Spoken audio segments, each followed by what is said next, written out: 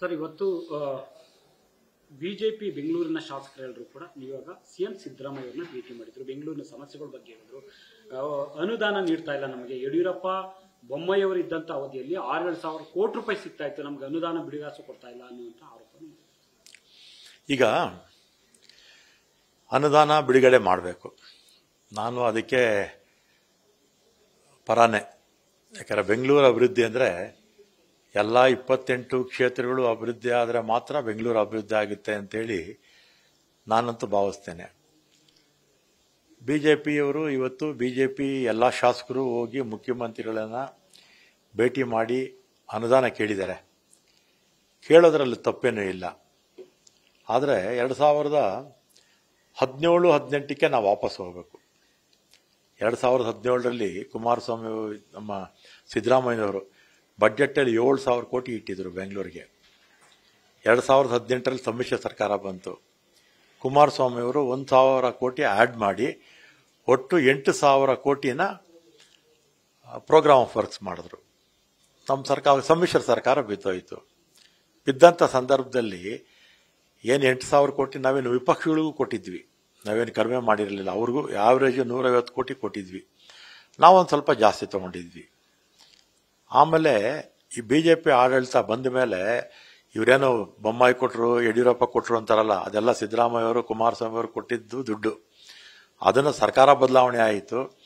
ಅದನ್ನು ನಮಗೆ ಕೊಟ್ಟಂಥ ಕಾಂಗ್ರೆಸ್ ಶಾಸಕರು, ನಾವು ಅವಾಗ 14 ಜನ ಇದ್ವಿ ಅನ್ಸುತ್ತೆ, 14-15 ಇದ್ವಿ, ನಮ್ಮ ಎಲ್ಲ ಗ್ರಾಂಟ್ಗಳು ತೆಗೆದಾಕ್ಬಿಟ್ರು. ಎಲ್ಲ ಒಂದು ಚೂರು ಇಟ್ಟರು.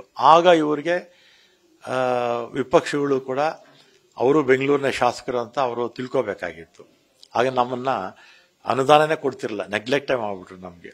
ಆಮೇಲೆ ಅಸೆಂಬ್ಲಿನಲ್ಲೆಲ್ಲ ಗಲಾಟೆ ಮಾಡೋದಲ್ಲ, ಪಕ್ಷಾತೀತವಾಗಿ ಎಲ್ಲಿ ಕೊಟ್ಟರು ಅವರು ತೋರಿಸ್ಲಾ ಅಲ್ವಾ? ಎಲ್ಲ ನಮಗೆ 1,000 ಚಿಲ್ಲರೆ ಕೋಟಿ ಕೊಟ್ಟರು ನಮ್ಗೆ, 14 ಜನಕ್ಕೋ 15 ಜನಕ್ಕೋ. ಅವರು 7,000 ಕೋಟಿ ತಗೊಂಡ್ರು. ನಮ್ಮಷ್ಟೇ ಜನ ಅವರು ಇದ್ದಿದ್ದು, 1-2 ಹೆಚ್ಚು ಕಮ್ಮಿ ಇತ್ತು. ಅವ್ರು ಪಕ್ಷಾಂತರ ಬೇರೆ ಮಾಡ್ಬಿಟ್ರಲ್ಲ 3 ಜನ. ಅವರು 7,000 ಕೋಟಿ ತಗೊಂಡ್ರು. 14 ಜನನೋ 15 ಜನನೋ 16 ಜನ ಇರಬೇಕು. ಉಳಿದ ನಮಗೆ JDS ಒಬ್ಬರು ಸೇರಿಸಿ, ನಮಗೆಲ್ಲ ಸೇರಿಸಿ ನಾವು ಅವಾಗ 12 ಅಥವಾ 13 ಇದ್ವಿ. ನಮಗೆ ಕೊಟ್ಟಿದ್ದು 1,000 ಚಿಲ್ಲರೆ ಕೋಟಿ ಅಷ್ಟೇ. ಬಿಜೆಪಿಯವರು ಇದನ್ನು ಇವತ್ತು ವಿರೋಧ ಪಕ್ಷದಲ್ಲಿದ್ದಾರೆ. ನಾನು ಅವ್ರಿಗೆ ಅನುದಾನ ಕೊಡಿ ಅಂತ ನಾನು ಸಪೋರ್ಟ್ ಮಾಡ್ತೀನಿ, ಆ ಪ್ರಶ್ನೆ ಬೇರೆ. ಆದರೆ ಇವ್ರು ಮಾಡಿದಂಥ ಅನ್ಯಾಯ ಆಗ ಸರಿ ಇಲ್ಲ. ಆಮೇಲೆ ಬೆಂಗಳೂರು ಬಗ್ಗೆ ಮಾತಾಡೋದಕ್ಕೆ ಇವರಿಗೆ ಯಾವ ನೈತಿಕ ಹಕ್ಕು ಇಲ್ಲ. ಯಾಕಂದರೆ ಇವರ ಒಂದು ಅವಧಿನಲ್ಲಿ 2008-13ವರೆಗೂ ಇದ್ದಾಗಲೂ ಕೂಡ 2 ವರ್ಷಗಳ ಕಾಲ ಬೆಂಗಳೂರು ಮಹಾನಗರ ಪಾಲಿಕೆ ಇವ್ರ ಕೈಯಲ್ಲೇ ಇತ್ತು. ಆಮೇಲೆ ಮೊನ್ನೆ 5 ವರ್ಷ ಇವರೇ ಆಳ್ವಿಕೆ ಮಾಡಿದ್ರು. ಆಮೇಲೆ 4 ವರ್ಷ ಸರ್ಕಾರ ಇತ್ತು. ಇವರ ಅವಧಿನಲ್ಲಿ 14 ಕಟ್ಟಡಗಳನ್ನು, BBMP ಕಟ್ಟಡಗಳನ್ನು ಅಡ ಇಟ್ಬಿಟ್ಟೋಗ್ಬಿಟ್ಟಿದ್ರು. ಹೌದು, ಮೇ ಹಾಲು ಸೇರಿಸಿ, ಟೌನ್ ಹಾಲು ಸೇರಿಸಿ, ಹೆಡ್ ಆಫೀಸ್ ಒಂದು ಬಿಟ್ಟಿದ್ರು. ಎಲ್ಲ 14 ಕಟ್ಟಡಗಳನ್ನು ಇವರು ಅಡ ಇಟ್ಬಿಟ್ಟೋಗಿದ್ರು. ಆಮೇಲೆ 2011ರಲ್ಲಿರಬೇಕು, ಪ್ರಪಂಚದಲ್ಲಿ ಗಾರ್ಡನ್ ಸಿಟಿ ಅಂತ ಹೆಸರಿದ್ದಂಥ ನಮ್ಮ ಒಂದು ಬೆಂಗಳೂರಿಗೆ ಗಾರ್ಬೇಜ್ ಸಿಟಿ ಅಂತ ಹೆಸರು ತಂದಿದ್ದು ಕೂಡ ಇವ್ರ ಕಾಲದಲ್ಲಿ. ಆಮೇಲೆ 2013ರಲ್ಲಿ ಬಂದ ಮೇಲೆ ಮಂಡೂರು ಅದೆಲ್ಲ ಕೂಡ ನಾನೇ ಹೋಗಿ ಅದನ್ನು ಸಾಲ್ವ್ ಮಾಡಿದ್ದು. ಆಮೇಲೆ ಎಲ್ಲಾದ್ರೂ ನಮ್ಮ ಬೆಂಗಳೂರಿನ ಇತಿಹಾಸದಲ್ಲಿ ಪಾಟ್ ಹೋಲ್ಸ್ನ 2 ವರ್ಷಗಳ ಕಾಲ ಮಾನಿಟರ್ ಮಾಡಿದ್ರು. ಯಾರು ಮಾನಿಟರ್ ಮಾಡಿದ್ದು? ಹೈಕೋರ್ಟ್ 2 ವರ್ಷಗಳ ಕಾಲ ಪ್ರತಿ 15ಕ್ಕೋ ತಿಂಗಳಿಗೋ ಕಮಿಷನ್ ಕರೆಸಿ ಪಾಟ್ ಹೋಲ್ನ ಏನು ಮಾಡ್ತಾ ಇದ್ದೀರಾ, ಪಾಟ್ ಹೋಲ್ ಮುಚ್ಚಿದ್ದೀರಾ, ರಸ್ತೆಗಳು ಮಾಡಿದ್ದೀರಾ ಅಂತ 2 ವರ್ಷ ಮಾನಿಟರ್ ಮಾಡಿದ್ರು. ಯಾರ ಅವಧಿನಲ್ಲಿ? ಬಿಜೆಪಿ ಅವರ ಅವಧಿನಲ್ಲಿ. ಹೈಕೋರ್ಟ್ ಹತ್ರ ಮಾನಿಟರ್ ಮಾಡಿಸ್ಕೊಂಡು 2 ವರ್ಷ ಅವರು ಪಾಟ್ ಹೋಲ್ ಮುಚ್ಚಿದ್ರು. ಆಮೇಲೆ 3 ವರ್ಷಕ್ಕೆ ಮುಂಚೆ ವಿಪರೀತ ಮಳೆ ಆಯಿತು ಬೆಂಗಳೂರಲ್ಲಿ, ಪ್ರಕೃತಿ ವಿಕೋಪ. ಅದು ನಾವೇನು ಮಾಡೋಕ್ಕಾಗಲ್ಲ. ಆದರೆ ಆ ಮಳೆ ಬಂದ ಮೇಲೆ ಬೆಂಗಳೂರಲ್ಲಿ ಇದ್ದಂಥ ಆವಾಗ ಬಿಜೆಪಿ ಸರ್ಕಾರ ಯಾವ ರೀತಿ ಆ್ಯಕ್ಟ್ ಮಾಡೋದು ಅನ್ನೋದು ಇಂಪಾರ್ಟೆಂಟ್. ಸಂಪೂರ್ಣವಾಗಿ ವಿಫಲರಾದರು. ಆಮೇಲೆ ಹಿಂದೆ SM ಕೃಷ್ಣ ಅವ್ರ ಕಾಲದಲ್ಲಿ, ಸಿದ್ದರಾಮಯ್ಯ ಅವ್ರ ಕಾಲದಲ್ಲಿ ನಾವು ಸ್ಟಾರ್ ವಾಟರ್ ರೈನ್ಗಳು ನಾವು ಮಾಡಿದ್ವಿ. ಆಮೇಲೆ ಈ 4 ವರ್ಷದಲ್ಲಿ ಬಿಜೆಪಿ ಅವರಿದ್ದಾಗ 1 ಕಿಲೋಮೀಟರ್ ಸ್ಟಾರ್ ವಾಟರ್ ರೈನ್ ಮಾಡಲಿಲ್ಲ ಅವರು. ಕೋಟಿಗಟ್ಟಲೆ ಪಾಟ್ ಬಿದ್ದಿತ್ತು ಬೆಂಗಳೂರಲ್ಲಿ ಇವರ ಅವಧಿನಲ್ಲಿ. ಗಾರ್ಡನ್ ಸಿಟಿನ ಗಾರ್ಬೇಜ್ ಸಿಟಿ ಅಂತ ಮಾಡಿದ್ರು.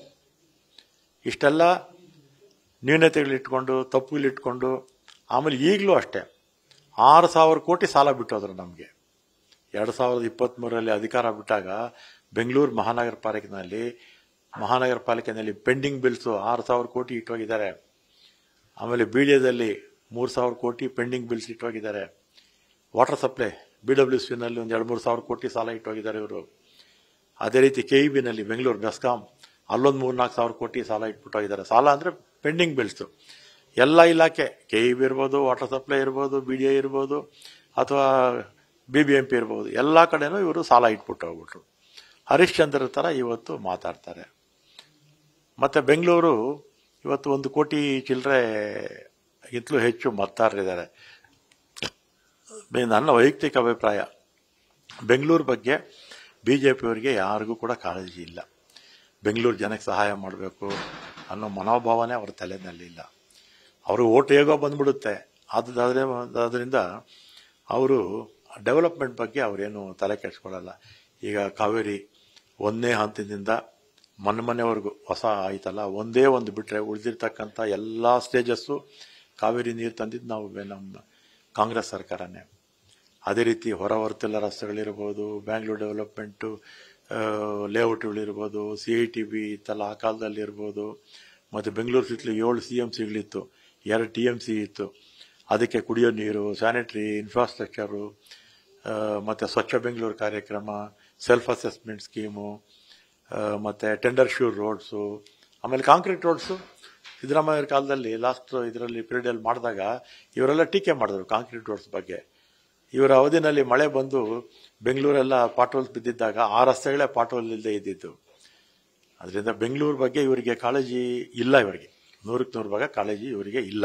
ಸರ್, ಮುನಿರತ್ನ ಅವರು ಹೇಳಿದರೆ ಬೆಂಗಳೂರು ನಗರ ಶಾಸಕರಿಗೆ ಅನುದಾನವನ್ನ ನೀವೇ ಖುದ್ದಾಗಿ ನೀಡಿ, ಮತ್ತೊಬ್ಬರ ಮೂಲಕ ನೀಡಬಾರ್ದು. ಅಂದ್ರೆ ಉಸ್ತುವಾರಿ DCM DK ಶಿವಕುಮಾರ್ ಅವರ ಮೂಲಕ ಕೊಡಬೇಡಿ, ಅನುದಾನವನ್ನು ನೀವೇ ನೇರವಾಗಿ ಕೊಡಿ ಅಂತ ಹೇಳಿದ್ದಾರೆ. ನಾನು ಅನುದಾನ ಕೊಡೋದಕ್ಕೆ ನಾನು ಬೇಡ ಅಂತ ಹೇಳಲ್ಲ. ನನ್ನ ವೈಯಕ್ತಿಕ ಅಭಿಪ್ರಾಯದಲ್ಲಿ 28 ಕ್ಷೇತ್ರ ಅಭಿವೃದ್ಧಿ ಆದರೆ ಮಾತ್ರ ಬೆಂಗಳೂರು ಅಭಿವೃದ್ಧಿ. ಬರೀ ನಮ್ಮ ಕಾಂಗ್ರೆಸ್ MLAಗಳು ಕ್ಷೇತ್ರಗಳ ಅಭಿವೃದ್ಧಿ ಆಗಿಬಿಟ್ರೆ ಬೆಂಗಳೂರು ಆಗಲ್ಲ. BJPಯವರು ಅವರ ಅವಧಿನಲ್ಲಿ ಏನು ಮಾಡಿದ್ರು, ಗ್ರ್ಯಾಂಡ್ 190% ಅವರೇ ತಗೊಂಡ್ಬಿಟ್ರು, ನಮ್ಮನ್ನೆಲ್ಲ ಬಿಟ್ಟೇ ಬಿಟ್ಟಿದ್ರು ಅಲ್ವಾ. ನಾನು ಉಸ್ತುವಾರಿ ಸಚಿವನಾಗಿದ್ದಾಗ ಎಲ್ರಿಗೂ ಕೊಡ್ತಾ ಇದ್ದೆ. ನ್ಯೂಸ್ ಫಸ್ಟ್, ನಿರ್ಭೀತಿಯಿಂದ ನಿಮ್ಮ ಪರವಾಗಿ.